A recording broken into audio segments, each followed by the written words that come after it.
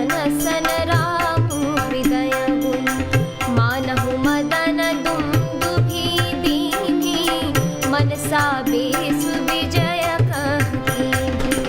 अस कहि फिरि चित एतिहि ओरा, सिय मुख शशि भय नयन चकोरा। भय बिलोचन चारु अचंचल, मनहु सकुचि निमि तजे दिगंचल। देखि सिय शोभा सुख पावा, हृदय सराहत बचनु न आवा। जनु बिरंचि सब निज निपुनाई, बिरचि विश्व कहाँ प्रगति दिखाई। सुंदरता कहूँ सुंदर करई, छवि गृह दीप शिखा जनु बरई। सब उपमा कवि रहे जुठारी, कहीं पट तरऊ विदेह कुमारी।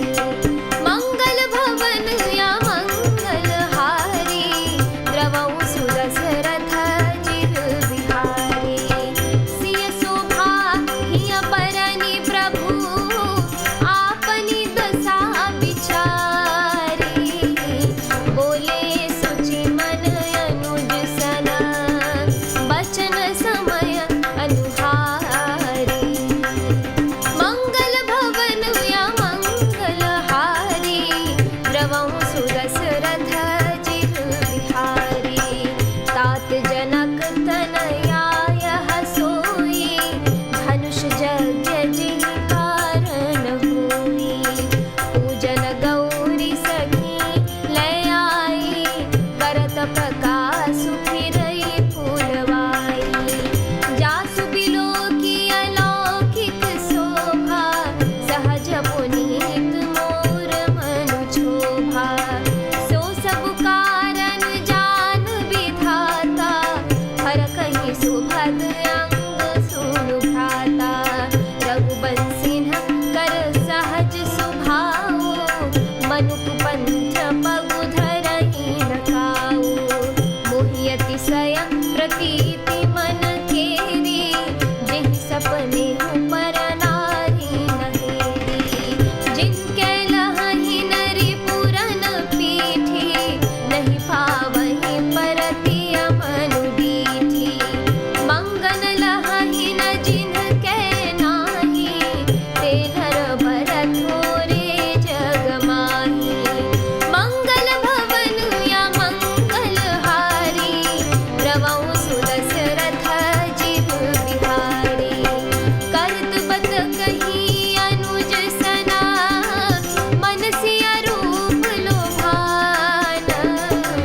मुख सरोज मकरंद छवि, करई मधुप इव पाना।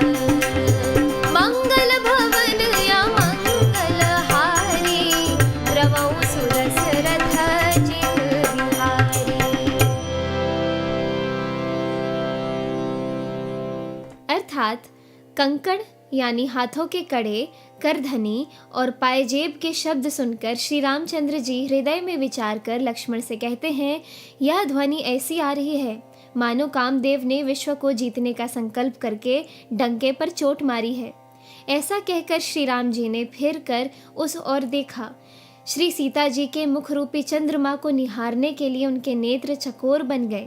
सुंदर नेत्र स्थिर हो गए, टकटकी लग गई, मानो निमि यानी जनक जी के पूर्वज ने, जिनका सबकी पलकों में निवास माना गया है, लड़की दामाद के मिलन प्रसंग को देखना उचित नहीं, इस भाव से सकुचाकर पलकें छोड़ दी, पलकों में रहना छोड़ दिया, जिससे पलकों का गिरना रुक गया।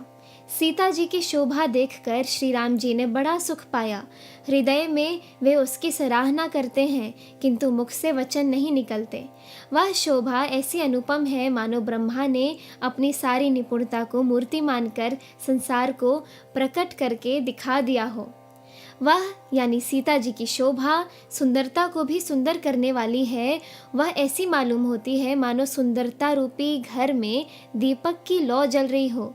अब तक सुंदरता रूपी भवन में अंधेरा था, वह भवन मानो सीता जी की सुंदरता रूपी दीप शिखा को पाकर जगमगा उठा है, पहले से भी अधिक सुंदर हो गया है। सारी उपमाओं को तो कवियों ने जूठा कर रखा है। मैं जनक नंदिनी श्री सीता जी की किससे उपमा दूं? इस प्रकार हृदय में सीता जी की शोभा का वर्णन करके और अपनी दशा को विचार कर प्रभु श्री रामचंद्र जी पवित्र मन से अपने छोटे भाई लक्ष्मण से समयानुकूल वचन बोले। हे तात, यह वही जनक जी की कन्या है जिसके लिए धनुष यज्ञ हो रहा है।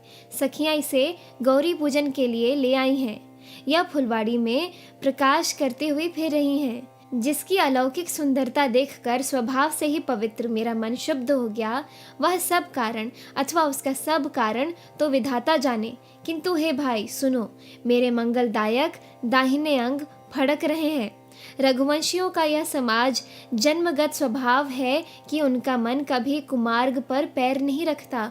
मुझे तो अपने मन का अत्यंत ही विश्वास है कि जिसने जागृत की कौन कहे, स्वप्न में भी पराई स्त्री पर दृष्टि नहीं डाली है।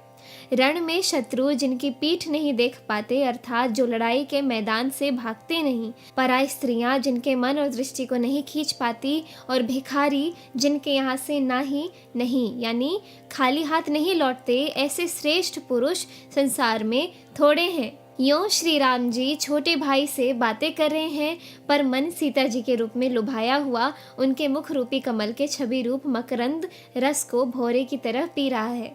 इस एपिसोड में इतना ही। आगे की कथा सुनने के लिए कृपया मेरे YouTube चैनल से जुड़े रहें। धन्यवाद।